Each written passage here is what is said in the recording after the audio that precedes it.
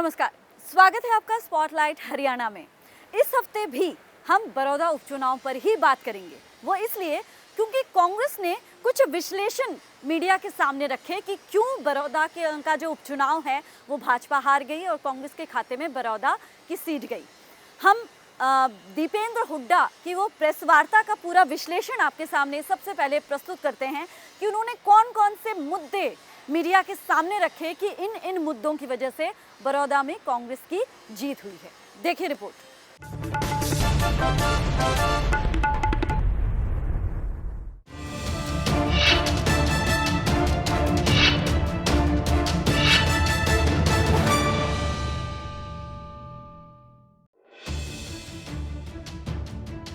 बड़ौदा के दंगल में किसी की हार हुई तो किसी की जीत हुई, लेकिन इस हार जीत के सिलसिले ने हरियाणा की राजनीति में सियासी उबाल भी ला दिया है। कांग्रेस की जीत क्या हुई, कांग्रेस गदगद है, और बीजेपी की हार क्या हुई, बीजेपी पसोपेश में है। हार के कारणों का पता ही नहीं चल पा रहा। उम्मीदवार गलत था या फिर प्रचार गलत था? क्या ये बीजेपी की हार है या फिर क्या ये सिर्फ योगेश्वर दत्त की हार है? वजह और नतीजा चाहे जो भी रहा हो, लेकिन कांग्रेस इस मौके को पूरी तरह से भुना रही है। मौजूदा सरकार को खूब सुना रही है और बीजेपी के साथ साथ लगे हाथ जेजेपी पर भी तीखे तंज कसे जा रहे हैं। चुनाव के अंतिम दौर में एक तो भाजपा को जजपा पे विश्वास नहीं है, मगर भाजपा के उम्मीदवार को भाजपा की सरकार पे ही विश्वास नहीं रहा। चुनाव के आखिरी 4 दिन, आखिरी 5 दिन पूरे बड़ौदा विधानसभा क्षेत्र के अंदर ये होल्डिंग लगाए गए। इन होल्डिंग्स में जो बड़ौदा गए थे वो सारे देख के हंस रहे हैं, कुछ आपके साथी बड़ौदा भी गए थे। इन होल्डिंग्स में जो इनके उम्मीदवार थे उन्होंने मोदी जी, नड्डा जी, दुष्यंत जी, धनखड़ जी, निशान सिंह, खट्टर साहब की फोटो ही नहीं लगाई। ये आखिरी दौर की बात है, आखिरी हफ्ते की बात है, और पूरे बड़ौदा के हर गांव, हर चौक में ये होल्डिंग लगाए गए। तो यानी कि वो समझ गए थे कि सरकार को लेकर लोगों का क्या रुख है। सरकार से अपने आप को अलग दिखाने की कवायद। उपचुनाव में कोई उम्मीदवार जो सरकारी सत्ता दल का उम्मीदवार हो वो मुख्यमंत्री जी की फोटो ही हटा दे, तो ये अविश्वास इनके उम्मीदवार ने अपनी सरकार के मुखिया के प्रति व्यक्त कर दिया।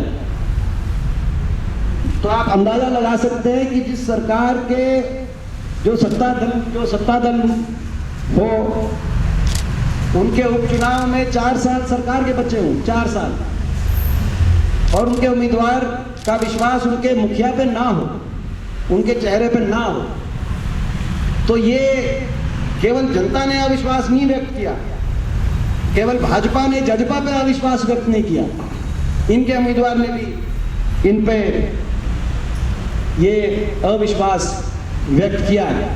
दीपेंद्र हुड्डा ने बड़ौदा के दंगल का विश्लेषण करते हुए न सिर्फ बीजेपी को आड़े हाथ लिया, बल्कि साथ ही जेजेपी पर भी सियासी निशाना साधा। दीपेंद्र ने कहा कि बड़ौदा के नतीजों से गठबंधन रूपी इमारत में पूरी तरह से दरार आ चुकी है। उन्होंने कहा कि गठबंधन रूपी इमारत अब असुरक्षित बन चुकी है और ये इमारत कभी भी ढह सकती है। दीपेंद्र ने सीएम के उस बयान पर भी जेजेपी को घेरा जिसमें सीएम ने कहा था कि जेजेपी का वोट बीजेपी को बड़ौदा उपचुनाव में नहीं मिल पाया। दीपेंद्र ने कहा कि जनता ने एक तरह से बड़ौदा में सरकार के खिलाफ ही राइट टू रिकॉल का इस्तेमाल कर डाला है। अब दीपेंद्र हुड्डा और उनके साथ साथ पूरी कांग्रेस के इन बयानों पर सरकार भी सफाई दे रही है और जेजेपी भी सफाई देने में जुटी है। जेजेपी नेता और डिप्टी सीएम दुष्यंत चौटाला ने गठबंधन में दरार के आरोपों पर सफाई दी है। दुष्यंत चौटाला ने कहा कि जहां तक अविश्वास की बात है तो कांग्रेस को पहले खुद अपने अंदर झांकने की जरूरत है। दुष्यंत ने कहा कि कांग्रेस में खुद एक दूसरे पर किसी को विश्वास नहीं है और ऐसी पार्टी अगर सरकार के बारे में अविश्वास की बात करे तो फिर ये कतई सही नहीं है। हरियाणा के अंदर भी ज़्यादा शायद दिन ना हो कि सोनिया जी रणदीप को ताकत दे के इनको रिकॉल करने का काम करें। आत्मचिंतन तो उनको करना चाहिए, ना कि हमारी सरकार और हमारे गठबंधन के प्रति इतना ध्यान रखना चाहिए। ये वही लोग हैं जिनने आज से 1 साल पहले कहना शुरू किया था 3 महीने में, 90 दिन में, साल में सरकार गिर जाएगी। मजबूती के साथ चली है। बड़ौदा की जनता ने कोई गठबंधन को प्यार कम नहीं दिया। पिछली बार से भी लगभग 14,500 प्लस वोट दिए। और अगर इतना इंक्रीज हुआ है तो यह अविश्वास सरकार के प्रति नहीं, लोगों का विश्वास है। एक मैंडेट एडिशनल उनको भी मिला है और उसके अंदर अगर एक हफ्ते में इतना घमंड आ गया तो फिर हरियाणा की जनता घमंड उतारना भी जानती है। तो बड़ौदा के बहाने अब कांग्रेस पूरी की पूरी हरियाणा सरकार को घेरने की तैयारी में जुट गई है और इस तैयारी का पूरा खाका खुद भूपेंद्र हुड्डा 13 दिसंबर को सामने भी रखेंगे।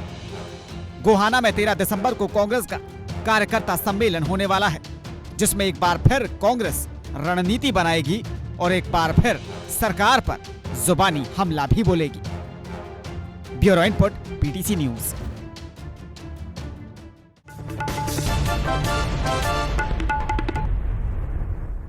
रुक रहे एक छोटे से ब्रेक के लिए। ब्रेक के उस पार हम आपको दिखाएंगे इंदुराज नरवाल, यानी जो बड़ौदा से नवनिर्वाचित विधायक हैं, उनसे हमारी एक्सक्लूसिव बातचीत। बने रहिए हमारे साथ।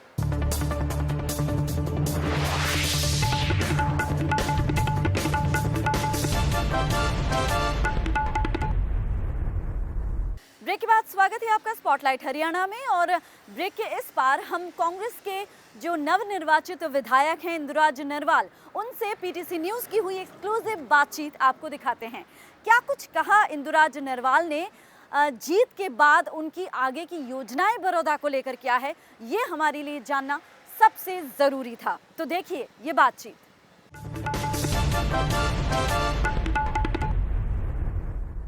पहली बात तो ये बताइए कि ये जीत आपके लिए क्या मायने रखती है? देखिए, ये जीत मैं अपने लिए नहीं कहूँगा, इस हरियाणा प्रदेश के लिए बहुत बड़ी मान्यता रखती है, क्योंकि बीजेपी ने, पार्टी ने और सरकार ने जो एक 36 बिरादरी का भाईचारा तोड़ने का काम किया था ना, वो आज इस हल्का बड़ौदा ने 36 बिरादरी ने जो मेरे को आशीर्वाद दिया, इतनी बड़ी वोट लीड से जिताया, एक बीजेपी को एक तमाचा मारने का काम किया है। और भूपेंद्र हुड्डा जी को 36 बिरादरी का नेता मान चुके हैं, उन्होंने एक माला में पिरोने का काम किया है। आप ये कैसे कह सकते हैं कि जनता ने पूरी तरह से इनको नकार दिया है? क्योंकि जितने वोट उनको पड़े हैं उसमें बीजेपी का, या कहीं ना कहीं मुख्यमंत्री मनोहर लाल ने खुद कहा था कि प्रतिशत जो है वोट का वो तो बड़ा है, जो कि एक अच्छा साइन है। नहीं, कहाँ बढ़ा? फिर जेजेपी 0 होगी क्या? जेजेपी भी तो गठबंधन का था ना। हाँ जी। तो उसमें 30 फिर तो जेजेपी को वोट ही नहीं रही क्या? तो फिर आपका क्या, मतलब क्या, क्या मुख्यमंत्री जी सत्य कह रहे हैं ये बात, अगर जेजेपी 0 होगी? ये तो आपका मुख्यमंत्री जी पूछो। मतलब आपका कहने का मतलब ये है कि मुख्यमंत्री जो है वो सिर्फ बीजेपी की बात कर रहे हैं, जेजेपी की बात नहीं कर रहे हैं। बिल्कुल, ये तो क्लियर हो गया, उन्होंने बोला भी है। अगर जेजेपी की तो कोई वोट हमारे आई नहीं, तो इसे देखो आप, एक जो बड़े मायने इसलिए तो कहे, अगर ये सत्ता परिवर्तन की एक बड़ौदा हल्का ने लहर चला दी है। जी जी। क्या आपको लगता है कि महज इस एक सीट का जीतना ही सत्ता परिवर्तन की ओर इशारा है? क्योंकि ये बहुत बड़ी चुनौती है, सिर्फ एक सीट काफी नहीं होता। बिल्कुल, ये तो 4 साल बाकी है, लेकिन जींद का जब उपचुनाव आया जब तो 6 महीने बाकी थे, और इतने बड़े बड़े घोषणे किए गए, कहीं 75 पार, 80, 83 पार, और अभी तो 4 साल बाकी है। जनता ने बता दिया कि बिल्कुल पूरा हरियाणा प्रदेश में एक आवाज आई है कि हम बीजेपी और जेजेपी जो गठबंधन सरकार है इसके खिलाफ हैं। तब भी कोई बात होगी इसके खिलाफ जनादेश देने का। जब आप प्रचार कर रहे थे, जब आप कैंपेनिंग में थे, तब क्या कभी आपको ऐसा डर महसूस हुआ कि सत्ताधारी पार्टी से जीतना अपने आप में बहुत बड़ी चुनौती है? कहीं आपको कभी लगा कि शायद ये मुकाबला मेरे लिए भारी पड़ेगा? नहीं, मैंने कभी नहीं सोचा। अच्छा। नहीं कभी मेरे को महसूस हुआ। हमें सब ये था कि माननीय चौधरी भूपेंद्र हुड्डा जी का, दीपेंद्र जी का घर है, और जो पिछले 10 साल की सत्ता थी उसमें हल्का बड़ौदा के विकास की 100% रफ्तार पकड़ाई, और इस बीजेपी सरकार ने 5 साल और 1 साल जेजेपी गठबंधन ने उस विकास की रफ्तार को एक माइनस पे लगा के छोड़ दिया, और लोगों ने मन बना रखा था ये तो किसान विरोधी सरकार है, गरीब विरोधी सरकार है, छोटे व्यापारी विरोधी सरकार है, भ्रष्टाचारी सरकार है, और गरीब मजदूर के खिलाफ सरकार है। सब एक जनादेश एक पूरे हरियाणा में है, और हल्का बड़ौदा ने भी दिखा दिया। ये बिल्कुल ना मुझे ये बताइए, क्या बड़ौदा की जनता के मुख्य मुद्दे किसान से जुड़े मुद्दे थे या उनके जो लोकल कुछ इश्यूज हैं वो भी मुद्दे रहे? क्या लगता है आपको? आपने तो पूरी कैंपेनिंग देखिए यहाँ हल्का बड़ौदा अपना पता पूरा ग्रामीण है और किसान पर निर्भर है, खेती पर निर्भर है। किसान का भी बहुत बड़ा मुद्दा रहा, अच्छा, लेकिन इन्होंने जो गरीब के साथ एक मजाक बनाया, 1 इंच जमीन देने का भी काम नहीं किया, टूटी टंकी देने का काम नहीं किया। नहीं, लेकिन पिछले 6 महीने में कई उद्घाटन हुए हैं। उद्घाटन से काम थोड़ा चलेगा, काम तो करना पड़ेगा ना। उद्घाटन होगा तभी तो काम। नहीं उद्घाटन ऐसे देख लेना, आप कहाँ उद्घाटन किया ये। मैं तो आपसे आपके चैनल के माध्यम से भी मुख्यमंत्री से हाथ जोड़कर विनती करता हूँ, जो इन्होंने 4-5 वायदे किए हल्का बड़ौदा में, 2 लड़कियों कॉलेज बनाने की बात की, यूनिवर्सिटी बनाने का काम की, IMT बनाने का जो वादा किया, राइस मिल, और मैं मुख्यमंत्री जी से भी मिलूंगा, मंत्रियों के भी मिलूंगा। हल्का बड़ौदा के लिए मैंने कहीं संतरियों के पास जाना, वहाँ भी जाऊँगा, अफसरों के पास भी जाऊँगा। मैं तो ये कहूँगा कि आप इनको पूरा करने की करें और मुझे उम्मीद आप पूरा भी करें। ठीक है, चलिए आपकी उम्मीद ये पूरी हो।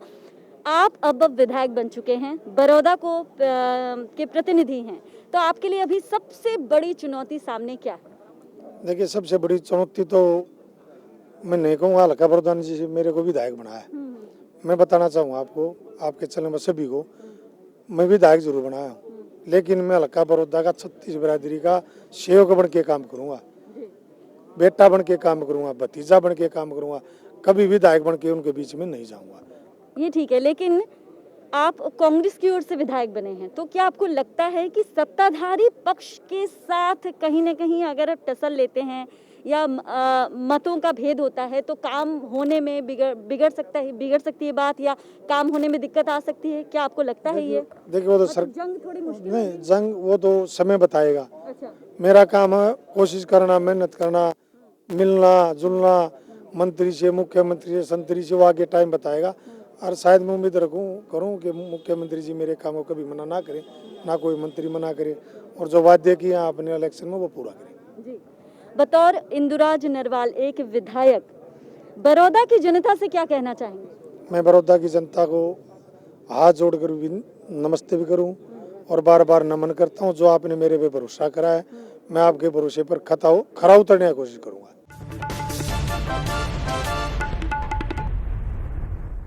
रुक रहे एक और छोटे से ब्रेक के लिए। ब्रेक के उस पार प्रदेश के महामंत्री सुरेश भट्ट की विदाई समारोह और उनसे हुई एक्सक्लूसिव हमारी बातचीत आपको दिखाएंगे, बने रहिए हमारे साथ।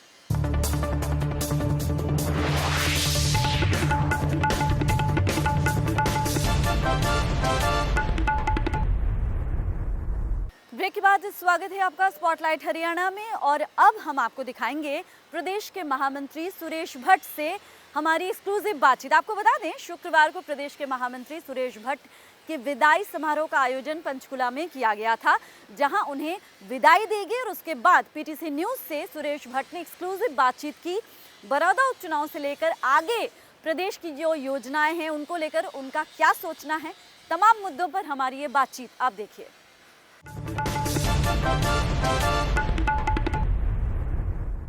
भट्ट साहब, सबसे पहले तो आपको बहुत बहुत बधाई और आपके लिए शुभकामनाएं, जो अगली जो भी आपको असाइनमेंट मिलने वाली है। हरियाणा में आपका अनुभव कैसा रहा? पिछले 10 सालों से हरियाणा में मुझे काम करने का अवसर मिला। वास्तव में हरियाणा में बहुत सारा सीखने को मुझे मिला। स्वयं हरियाणा के कार्यकर्ताओं ने, हरियाणा के नेताओं ने बहुत बड़ा मुझे प्यार दिया, समर्थन दिया, और अपने बहुत मान सम्मान यहाँ के कार्यकर्ताओं ने दिया।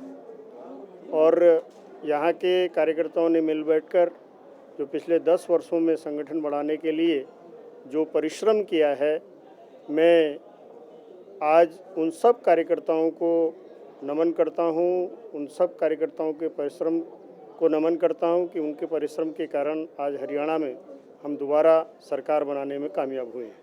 भट्ट साहब, हरियाणा में भारतीय जनता पार्टी ने पिछले 10 साल की अगर बात करें तो शानदार प्रगति की है। कहीं पार्टी के सिर्फ 6 विधायक थे, 4 विधायक थे, उसके बाद सत्ता में आना निश्चित तौर पे एक बहुत बड़ी उपलब्धि रही है। तो लेकिन अभी भी कुछ कमियां हैं। आपको क्या लगता है कि हरियाणा के किन क्षेत्रों में जो है भारतीय जनता पार्टी को अभी भी और भी काम करने की ज़रूरत है? ये तो प्रकृति का नियम है, हमेशा अच्छा करने की गुंजाइश बनी रहती है। हाँ, मैं मानता हूँ कि पिछले 10 सालों में हरियाणा में भारतीय जनता पार्टी ने अच्छा किया है, अभी सबसे अच्छा करना बाकी है। श्रेष्ठता की ओर हम बढ़े हैं, लेकिन सर्वश्रेष्ठ अभी बाकी है। अभी हरियाणा में जिन जिन स्थानों पर कमल हम नहीं खिला पाए हैं, वहाँ भी हमको कमल खिलाना है। मैं मानता हूँ कि आज भारतीय जनता पार्टी केवल हरियाणा में नहीं, पूरे देश भर में भारतीय जनता पार्टी के बारे में जो बात प्रचलित है कि एक बार भाजपा तो बार बार भाजपा, हमने दोबारा हरियाणा में सरकार बनाई है। और जिस प्रकार का संगठन हमने यहाँ विकसित किया है, उसको हम और मजबूत करते हुए हरियाणा में भी बार बार भाजपा, इसको हम दोहराएंगे। इसके अलावा भट्ट साहब, 2 सेटबैक पार्टी को लगे लगते हैं। एक तो आप जब सत्ता में थे पूर्ण बहुमत के साथ थे, लेकिन दोबारा जब सत्ता में आए तो बहुमत पूरा नहीं था, आपको सहयोग लेना पड़ा दूसरी पार्टी का। और अभी हाल ही में जो बड़ौदा में चुनाव हुआ और वहाँ पर जिस तरह से पार्टी के कैंडिडेट की हार हुई, अक्सर कहा यह जाता है कि जो पार्टी सत्ता में रहती है उसको एडवांटेज रहता है उपचुनाव में, लेकिन क्या वजह रही कि वहाँ पर पार्टी उतना अच्छा प्रदर्शन नहीं कर पाई? ये ठीक है कि हम पिछले बार 47 विधायक हमारे थे, इस बार हम 40 पर है। हम संख्या बल में ज़रूर मैं मान सकता हूँ कि भाई हमको और अच्छा करना चाहिए था, हम नहीं कर पाए। लेकिन मैं ये मानता हूँ कि 2014 में के मुकाबले हमने अपना मत प्रतिशत भी बढ़ाया, हमने सब जगह अपना संगठन का आधार बढ़ाया है, हमने अपनी ज़मीन अच्छी मजबूत की है। और उसके आधार पर हम जो केमिस्ट्री में, यानी कहीं ना कहीं हम पॉलिटिकल केमिस्ट्री में हम फेल हुए, तो इस बार हम उस केमिस्ट्री को भी ठीक करेंगे। बड़ौदा चुनाव की आपने बात की, सही बात है कि बड़ौदा चुनाव हम हारे हैं, लेकिन पिछले बार से हम लोगों ने 12-15 हज़ार वोट हमने ज़्यादा प्राप्त किए हैं, वहाँ भी हम आगे बढ़े हैं। और फिर भी हम जीत नहीं पाए। हम निश्चित तौर पर उस कमी को पूरा करके वहाँ के कार्यकर्ता अगली बार जीत सुनिश्चित करेंगे। और एक आखिरी सवाल कि अभी क्या है कि किसानों का आंदोलन जो है वो लगातार चल रहा है। केंद्र ने जो 3 कानून पास किए उनको लेकर विरोध है, और भारतीय जनता पार्टी की स्थिति हरियाणा में पहले से ग्रामीण क्षेत्रों में उतनी मजबूत नहीं मानी जाती जितनी शहरी क्षेत्रों में मानी जाती है। तो आपको नहीं लगता कि इसका नुकसान भारतीय जनता पार्टी को आने वाले समय में हो? नहीं, धीरे धीरे किसानों के समझ में आ रहा है, किसान इस बात को समझ रहे हैं। विशेषकर विपक्षी दलों द्वारा और कांग्रेस के द्वारा जिस प्रकार का दुष्प्रचार और किसानों को बरगलाने का काम ये किया गया था, और धीरे धीरे किसान उस बात को समझ रहे हैं। वास्तव में नरेंद्र मोदी अगर इस देश के किसानों का भला नहीं कर सकते तो कोई और नहीं कर सकता। जिस प्रकार से एक के बाद एक, केवल एक ही नहीं, अनेक ऐसी योजनाएं जो किसानों के हित के लिए केंद्र सरकार लेकर के आई है, आने वाले दिनों में किसानों की आय दुगनी करना जो लक्ष्य मोदी जी ने रखा है, उसी लक्ष्य को ध्यान में रखकर मोदी जी नए नए प्रकार के सुधार के कार्यक्रम कर रहे हैं। मैं मानता हूं कि कुछ किसानों के अंदर जो गलतफहमी है, कुछ लोग राजनीति से प्रेरित होकर के इस आंदोलन को कर रहे हैं, उनकी बात भी समझ में आएगी। और किसान इस देश का है, हरियाणा और पंजाब का किसान ही नहीं तो पूरे देश का किसान खुशहाल हो, इसके लिए सरकार कटिबद्ध है, उसके लिए सरकार काम कर रही है।